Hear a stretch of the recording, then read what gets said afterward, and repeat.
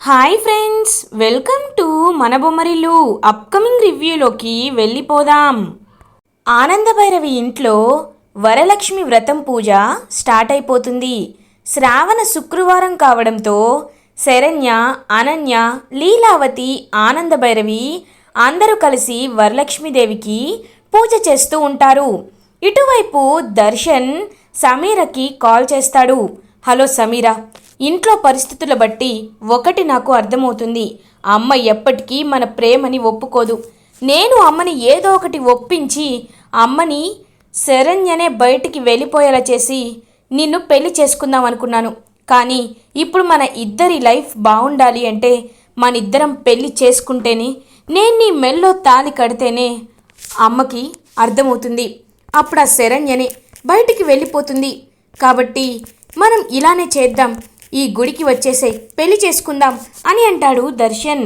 దర్శన్, నువ్వు మీ మాట ఎప్పుడు అంటావా అని ఎప్పటి నుండో ఎదురు చూస్తున్నాను. నేను ఒక 1 అవర్లో రెడీ అయిపోతాను దర్శన్ అని చెప్పి ఇంకా సమీర చాలా హ్యాపీగా రెడీ అవుతూ ఉంటుంది. అప్పుడే అనన్య సమీరకి కాల్ చేస్తుంది. ఏంటో నిన్న వచ్చి చాలా డిసప్పాయింట్ అయి వెళ్ళింది, ఇవాళ ఏం చేస్తుందో అని అనన్య సమీరకి కాల్ చేస్తుంది. హలో, ఏంటి కోపం వచ్చిందా అని అడుగుతుంది అనన్య. లేదు, సంతోషంగా ఉంది అని అంటుంది. ఏమైంది అని అడుగుతుందనమాట. ఇంకా అనన్య, ఇదిగో ఇంకొక 1 అవర్లో నాకు దర్శన్కి పెళ్లి జరగబోతుంది, నాకు నీ సపోర్ట్ కావాలి అని అంటుంది. ఇంకా సమీరా, ఏంటి 1 అవర్లో నీకు దర్శన్కి పెళ్ళా, ఎలా అని అడుగుతారు. అదొక పెద్ద కథలే, నేను ఒప్పించాను. నువ్వు మాత్రం కొంచెం ఈ విషయంలో నాకు హెల్ప్ చేయాలి. ఎందుకంటే ఆనంద ఆంటీ గురించి నాకు బాగా తెలుసు. ఆవిడ ఒకవేళ స్పృహలో ఉంటే ఖచ్చితంగా నన్ను దర్శన్ పెళ్లి చేసుకోకుండా అడ్డుపడతారు అని అంటుంది. నువ్వేమి కంగారు పడకు, ఆనంద అత్తయ్య గురించి నేను చూసుకుంటాను. నువ్వు మాత్రం పెళ్లి చేసుకొనే ఉండాలి, ఖచ్చితంగా పెళ్లి చేసుకోవాలి. అప్పుడే ఈ ఇంట్లో ఆనంద అత్తయ్య పరువు పోతుంది అని చెప్పి ఇంకా అనన్య ఒక ప్లాన్ వేస్తుంది. ఇది ఇలా ఉండగా శరణ్య వరలక్ష్మి వ్రత పూజ కంప్లీట్ చేస్తుంది. ఇంకా దర్శన్ అప్పుడే బయటికి వెళ్ళబోతూ ఉంటే, నాన్న దర్శన్ ఆగు నాన్న, ఇవాళ వరలక్ష్మి వ్రతం పూజ చేసింది కదా, భర్తగా నువ్వు తనని ఆశీర్వదించాలి. ఇదిగో ఆశీర్వదించు అని చెప్పి అక్షింతలు చేతికిస్తారు. ఇంకా దర్శన్, ఎలాగో ఇవాటి నుండి నాకు తనకి బంధం తెగిపోతుంది, ఇంకా ఆశీర్వదిస్తే ఎంత, ఆశీర్వదించకపోతే ఎంత అని చెప్పి ఇంకా ఏదో రిల్యూక్టాంట్గా అన్విల్లింగ్గా ఇష్టం లేనట్టు ఇంకా అలా తనకి చల్లేసి అక్షింతలు వేసేసి అక్కడి నుండి వెళ్ళిపోతాడనమాట దర్శన్. ఇంకా పాపం శరణ్య చాలా హ్యాపీగా ఫీల్ అవుతుంది. అత్తయ్య, ఆయన నన్ను దీవించారు అని అంటుంది శరణ్య. నాకు తెలుసమ్మా, వాడు చాలా మంచివాడు, నీ విషయంలో వాడు ఖచ్చితంగా మారుతాడమ్మా అని చెప్పి పాపం హ్యాపీగా ఇంకా చెప్తూ ఉంటారు ఆనందభైరవి. అమ్మ, నాకు చిన్న పనుంది, ఇప్పుడే వెళ్ళొస్తాను అని చెప్పి దర్శన్ అయితే బయటికి వచ్చేస్తాడు. వచ్చి సమీరకి కాల్ చేసి, హలో సమీరా, నేను ఇప్పుడే స్టార్ట్ అవుతున్నాను, నువ్వు గుడికి రీచ్ అయ్యావా అని అడుగుతారు. నేను ఆల్రెడీ గుడిలోనే ఉన్నాను దర్శన్, నీకోసమే వెయిట్ చేస్తున్నాను అని అంటుంది సమీరా. ఇది ఇలా ఉండగా అనన్య ఒక పౌడర్ని తీసుకువచ్చి, లైక్ స్లీపింగ్ ట్యాబ్లెట్స్ని పౌడర్గా చేసి ఆ పౌడర్ని తీసుకువచ్చి మిల్క్లో కలుపుతుంది. ఇంకా పాలల్లో కలిపి, అత్తయ్య మీరిప్పుడు దర్శన్ని సమీర నుండి ఎలా కాపాడతారో నేను చూస్తాను కదా అత్తయ్య అని చెప్పి పని మనిషిని పిలిచి, ఇదిగో చిన్నత్తయ్య గారికి పాలు తీసుకువెళ్ళు అని చెప్పి ఇంకా పాలు తీసుకువెళ్తూ ఉంటారనమాట. అలా పని మనిషి తీసుకువెళ్ళి ఆ మిల్క్ ఇవ్వగానే అనన్య అదంతా చూస్తూ ఉంటుంది. ఇంకా మిల్క్ అయితే కొంచెం తాగుతారనమాట ఆనందభైరవి. తాగేసరికి తనకి మత్తుగా అనిపిస్తుంది. ఏమనుకుంటున్నారు అత్తయ్య, ఈ అనన్య అంటే ఇప్పుడు మీరు పూర్తిగా తాగేశాక నిద్రలోకి జారుకొని కనీసం 4-5 గంటలు కూడా మీరు బయటికి రాలేరు, అది ఆ పవర్ అంటే అని చెప్పి ఇంకలా అక్కడి నుండి వెళ్ళిపోతుంది అనన్య. ఇంకా పాపం శరణ్య చాలా పూజ అంతా చేసి ఇంకా మొత్తం సర్దుతూ ఉంటుంది. అనన్య శరణ్య దగ్గరికి వస్తుంది. ఏంటి పూజ చేస్తే మంచి భర్త దొరుకుతాడనో లేకపోతే వచ్చిన భర్త నీతో చక్కగా ఉంటాడనో అనుకుంటున్నావా అని అంటుంది అనన్య. అదేంటక్క అలా అంటున్నావేంటి అని అంటారు. అవును, నేను చెప్పింది నిజం. నీకు ఈ విషయం ఇప్పుడే ఎందుకు చెప్తున్నాను తెలుసా? ఎందుకంటే నీ కళ్ళల్లో బాధ నేను చూడడానికి. నువ్వు ఎంతగానో ప్రేమిస్తూ మురిసిపోతూ ఎప్పటికైనా నిన్ను అర్థం చేసుకుంటారనే ఒక ఆశతో ఉన్నావు కదా నీ భర్త దర్శన్పై. కానీ మరిది గారు ఏం చేస్తున్నారో తెలుసా? ఎక్కడికి వెళ్ళారో తెలుసా? సమీరని పెళ్లి చేసుకోవడానికి అని అంటుంది అనన్య. ఒక్కసారిగా షాక్ అయిపోతారనమాట. ఇంకా వెంటనే శరణ్య, అక్క ఏం మాట్లాడుతున్నావు అక్క అని అంటుంది. అవును శరణ్య, నేను చెప్పేది నిజం. మన ఊరి అవుట్స్కర్ట్స్లో హైదరాబాద్కి ఒక వెంకటేశ్వర స్వామి గుడి ఉంది కదా, ఆ గుడిలో దర్శన్ శరణ్య పెళ్లి చేసుకుంటున్నారు.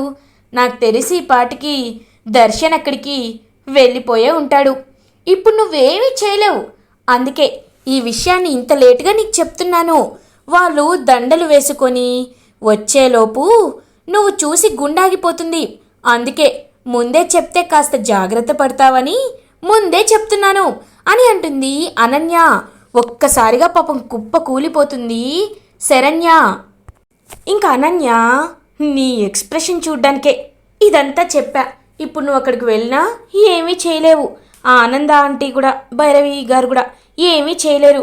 ఆవిడ నిద్రపోతున్నారు అని చెప్పి మనసులో అనుకుంటూ అక్కడి నుండి వెళ్ళిపోతుంది అనన్య. పాపం శరణ్య రోడ్డుపై పరిగెత్తుకుంటూ వెళ్తుంది. ఏవండి ఏవండి అని చెప్పి ఎంత పిలిచినా సరే ఇంకా ఎక్కడ కనబడ్డనమాట దర్శన్. ఇప్పుడు ఏం చేయాలి? అత్తయ్య గారికి చెప్పాలి అని చెప్పి ఇంకా అత్తయ్య దగ్గరికి వెళ్తుందనమాట పాపం ఆనంద దగ్గరికి. వెంటనే శరణ్య, అత్తయ్య గారు అని చెప్పి ఇంకా నిద్ర లేపుతూ ఉంటుంది. ఇంకా ఆవిడ ఎంతకీ నిద్ర లేవకపోయేసరికి పాపం మొహంపై వాటర్ చల్లుతుందనమాట శరణ్య. ఇంకప్పుడే నిద్రలేస్తారు. శరణ్య, ఏమైందమ్మా అని అడుగుతారు. అత్తయ్య గారు ఆయన సమీరని పెళ్లి చేసుకుంటున్నారంట అని అంటారు. ఒక్కసారిగా షాక్ అయిపోతుందనమాట ఆనంద భైరవి. ఏంటి, దర్శన్ ఆ సమీరని పెళ్లి చేసుకుంటున్నారా అని అంటారు. అవును, నాకిప్పుడే మా అక్క చెప్పింది. ఎలా అయినా మనం ఆ పెళ్ళిని ఆపాలండి అని అడుగుతారు. ఇప్పుడే వెళ్దాం రా అని చెప్పి ఇంకా వెంటనే ఆనంద భైరవి అండ్ శరణ్య బయలుదేరుతారు. ఆ పాటికే అనన్య కూడా కారులో బయలుదేరుతుందనమాట. వాళ్ళ పెళ్ళి నా కళ్ళతో చూస్తాను, అప్పుడు కానీ నాకు సంతోషంగా ఉండదు అని చెప్పి హ్యాపీగా పాటలు పెట్టుకొని అలా ఇంకా ఆ గుడికి రీచ్ అవుతుంది అనన్య. అప్పుడే కరెక్ట్గా గుడిలో చూసేసరికి ఎక్కడ వీళ్ళు కనిపించరు. ఇదేంటి ఎక్కడా లేరు? ఆ పంతులు గారు దర్శన్ శరణ్య అని ఇక్కడికి పెళ్లి చేసుకోవడానికి వచ్చారు అని అడుగుతుంది అనన్య. అవునమ్మా, వాళ్ళు ఆ గదిలో పెళ్లి చేసుకుంటున్నారు అని అంటారు. అప్పుడే సమీర బయటికి వస్తుంది. ఏంటి, ఇంకా పెళ్లి చేసుకోలేదా అని అడుగుతారు. అబ్బా, దర్శన్ని ఇక్కడి వరకు తీసుకురాగలిగాను, కానీ ఆ దర్శన్ ఒకడు నా మాట వినట్లేదు. ఏమవుతుందో. నేను ఆల్రెడీ శరణ్య మెల్లో 3 ముళ్ళు వేశాను కదా, మళ్ళీ ఎందుకు ఇలా అవుతుంది? నేను చేయడం కరెక్టేనా? అసలు నేను చేసుకోవడం పెళ్ళి కరెక్టేనా అని అడుగుతున్నాడు. మరి నన్ను ఏం చెప్పమంటావు అని అడుగుతుంది సమీరా. అబ్బా, ఇప్పుడు వచ్చాయి ఆ డౌట్స్ అన్నీ. నువ్వు ముందు వెళ్ళి పెళ్లి చేసుకో అని అంటారు. పంతులు గారిని అడిగితే ముహూర్తానికి ఇంకా 5 మినిట్స్ టైం ఉందని చెప్పారు. అందుకే వెయిట్ చేస్తున్నాను. గుడిలో కదా, మళ్ళీ దర్శన్కి తెలిసిన వాళ్ళు ఎవరైనా ఉంటే ప్రాబ్లం అవుతుంది. అందుకే ఆ రూమ్లో అరేంజ్ చేశాను అని అంటుంది సమీరా. వావ్, సూపర్, కరెక్ట్గానే అర్థం చేసుకున్నావు. సరే రా వెళ్దాం అని చెప్పి ఇంకా లోపలికి వెళ్తారు అనన్య అండ్ సమీరా. ఇంకా అప్పుడే పంతులు గారు అక్కడికి వస్తారు. మీరిక్కడా అని అడుగుతారనమాట అనన్యని చూసి దర్శన్. మరిది గారు, మీరేం కంగారు పడకండి, నేను మీకే సపోర్ట్. మీ బాధ నేను చూసి తట్టుకోలేకపోతున్నాను, అందుకే సమీరకి తోడుగా ఉందామని వచ్చాను అని చెప్పి ఇంకా చూస్తూ ఉంటుంది అనన్య. అప్పుడే కరెక్ట్గా ఇంకా పంతులు గారు వచ్చి, అమ్మ పెళ్ళికి సమయం అయింది, ఇంకా బాబు ఆ తాళి తీసుకొని తన మెళ్ళో కట్టు అని చెప్పి కరెక్ట్గా దర్శన్ సమీర మెళ్ళో తాళి కట్టబోతూ ఉంటే ఒక్కసారిగా ఆ రూమ్లో కరెంట్ పోతుంది. ఇంకా ఆ రూమ్ మొత్తం డార్క్గా చీకటిగా అయిపోతుంది. ఇంకా అందరూ చూస్తూ ఉంటారు, ఇదేంటి ఈ టైంలో కరెంట్ పోయింది అని చెప్పి ఇంకా ఫోన్స్ అయితే ఆన్ చేయాలనుకున్నా ఫోన్ ఎక్కడ ఉందో దొరకదనమాట. ఇంకా అలా వెంటనే కరెంట్ వచ్చేస్తుంది. సమీరా నీకేం కాలేదు కదా అని పక్కకు తిరిగి చూసేసరికి దర్శన్ పక్కన ఒక్కసారిగా దర్శన్ షాక్ అయిపోతాడు. ఎందుకంటే అక్కడ సమీరా ఉండదు, శరణ్య ఉంటుంది. ఒక్కసారిగా స్టన్ అయిపోతాడు దర్శన్. ఆనంద భైరవి అక్కడికి వస్తుంది. వచ్చి ఇంక వెంటనే సమీరని పట్టుకొని సమీర చెంపపై ఒక్కటి కొడుతుంది. అమ్మా తను ఎందుకు కొడుతున్నావు? నేను చెప్తేనే తను ఇక్కడికి వచ్చింది అని అంటాడు దర్శన్. అవును కదా అని చెప్పి దర్శన్ చెంప మీద ఒక్కటి కొడుతుంది. ఒక్కసారిగా స్టన్ అయిపోతాడు దర్శన్. అమ్మా నన్ను కొడతావా అని అడుగుతాడు. కొట్టడం కాదురా, చంపేయాలి, నిన్ను చంపేయాలి. ఎన్నిసార్లు చెప్పాలి? మొన్న పోలీస్ స్టేషన్లో కూడా వార్నింగ్ ఇచ్చా. నువ్వు నన్ను వచ్చి పొనికి మాలిన దాని గురించి నిలదీస్తే అప్పుడు చెప్పా, కొడుకని కూడా చూడను, తాట తీస్తానని. అయినా నీ మాట వినకుండా నీకు నచ్చినట్టు చేస్తూ ఉంటే ఈ అమ్మ చూస్తూ ఊరుకుంటుంది అనుకుంటున్నావా అని గట్టిగా అడుగుతారు ఆనంద భైరవి. అమ్మా అది కాదమ్మా, నాకు శరణ్య నచ్చటం లేదు అని అంటారు. సరే శరణ్య నచ్చట్లేదు, కానీ ఈ సమీర బాగా నచ్చుతుంది. ఎందుకు? నీపై తనకి నిస్వార్థమైన ప్రేమ ఉందా? తను నిన్ను కేవలం నీ క్యారెక్టర్, నీ వ్యక్తిత్వం, నీ అందం చూసి ఇష్టపడింది అనుకుంటున్నావా? లేకపోతే నీ వెనకున్న ఆస్తి చూసి ఇష్టపడింది అనుకున్నావా అని అడుగుతారు ఆనంద భైరవి. అమ్మ సమీర అలాంటిది కాదు. తను నన్ను చూసే ఇష్టపడింది, నన్నుగా ఇష్టపడింది అని అంటారు దర్శన్. ఇంకా వెంటనే సమీర దగ్గరికి వస్తారు ఆనంద భైరవి. సమీర భయపడుతూ వణికిపోతూ ఉంటుంది. ఒక గంతి ఇస్తారు ఆనంద భైరవి. ఏంటి నీకు దర్శన్ అంటే అంత ఇష్టమా? నిజంగా నువ్వు దర్శన్ని ఆస్తి కోసం కాకుండా నిజంగా ప్రేమిస్తున్నావా అని అడుగుతారు. అవునాంటీ అని అంటుంది. చంపుతా ఇంకొకసారి ఆ మాట అన్నావంటే. నేను నమ్మడానికి ఎలా కనబడుతున్నాను? సరే ఓకే, అయితే నువ్వు నిజంగా ఆస్తి కోసం కాదని నేను డిసైడ్ అయిపోతాను. నాకు ఉన్న యావదాస్తి అంతా ఆనంద భైరవి పేరు మీద ఉన్న రాజ్కోటి టెక్స్టైల్స్ నుండి శరణ్య స్టిచ్చింగ్ ఫ్యాక్టరీ వరకు అన్నీ నా ఆస్తి మొత్తం నేను శరణ్య పేరు మీదకే రాసేస్తున్నాను. దర్శన్ పేరుపై చిల్లి గవ్వ కూడా దక్కదు. అది నేను ఉన్నా, ప్రాణం పోయినా. ఇప్పుడు పెళ్లి చేసుకుంటావా వాడిని? చెప్పు, ఇప్పుడు పెళ్లి చేసుకుంటావా అని అడుగుతారు. ఇంకా వెంటనే సమీర వెనకడుగు వేస్తుంది. ఒక్కసారిగా షాక్ అయిపోతాడనమాట దర్శన్. సమీర అని అంటాడు. చూసావా, అది సమీర అంటే తను నీ కోసం వచ్చిందనుకున్నావు. కాదు, నీ వెనకాల ఉన్న ఆస్తి కోసం వచ్చిందిరా. ఇప్పటికైనా నువ్వు అర్థం చేసుకుంటే నువ్వు తెలివైన వాడివి అంటారు.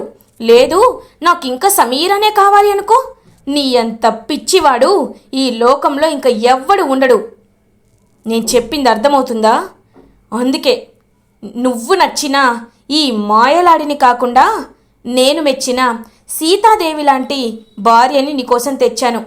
తను ఇలాంటి ఆఫర్ ఇస్తే కట్టుబట్టలతోనైనా నీ వెంట రావడానికి సిద్ధంగా ఉంటుంది. కానీ సమీరా చేయదు. ఎందుకంటే తనకి నువ్వు కాదు, నీ ఆస్తి అంటే ఇష్టం. కానీ సమీరకి నువ్వు, నా మాట అంటే ఇష్టం. ఇప్పటికైనా ఎవరు ఏంటి అనేది అర్థమైందా అని అడుగుతారు ఆనంద భైరవి. ఇంకా సమీర వెంటనే మేడం అని ఆనంద భైరవి కాలు పట్టుకొని, మేడం నేను మీ టార్చర్ తట్టుకోలేకపోతున్నానండి, నన్ను వదిలేయండి, నేను వేరే ఎవరినైనా చూసుకుంటాను, డబ్బున్న వాడినే చూసుకుంటాను, నన్ను వదిలేయండి మేడం. దర్శన్ ఇంకెప్పుడు నేను నీ జీవితంలోకి రాను దర్శన్ అని చెప్పి దండం పెట్టేసి అక్కడి నుండి వెళ్ళిపోతూ ఉంటుంది సమీరా. సమీరా ఆగు అని అంటుంది ఈ అనన్య. ఏం చెప్తావు? ఏం చెప్తావు? ఇంకా ఏం పట్టుకొని వాడిని వేలాడమంటావు? ఇప్పటికే నా పరువు అంతా పోయింది. ఈ దర్శన్ మీద పెట్టే దృష్టి వేరే అబ్బాయి మీద పెట్టుంటే నాకు తెలిసి ఈ పాటికి నాకు పెళ్ళైపోయి 6 నెలలు అయ్యేది. దర్శన్ దర్శన్ అన్నాను. ఆడుకంటే కోటీశ్వర్లే నాకు లైన్లో ఉన్నారు. నీకొక దండం, నన్ను వదిలే అని చెప్పి ఇంకలా అక్కడి నుండి వెళ్ళిపోతుంది సమీరా. ఇంకా దర్శన్ చాలా సిగ్గుతో కుమిలిపోతూ పశ్చాత్తాపడుతూ ఉంటాడు. ఇప్పటికైనా ఎవరు ఏంటి అనేది అర్థం చేసుకో దర్శన్, ఇంతకు మించి క్లియర్గా నేను చెప్పలేను అని చెప్పి ఇంకలా పెళ్ళిని చెడగొట్టి దర్శన్ అండ్ శరణ్యని ఇంటికి తీసుకువస్తూ ఉంటారు ఆనందభైరవి. ఇలా ఎపిసోడ్ ఎండ్ అవుతుంది. ఫర్దర్ ఎపిసోడ్ రివ్యూస్ ముందుగా మీకు కావాలి అనుకుంటే మా ఛానల్ని సబ్స్క్రైబ్ చేసుకోండి. Thanks for watching.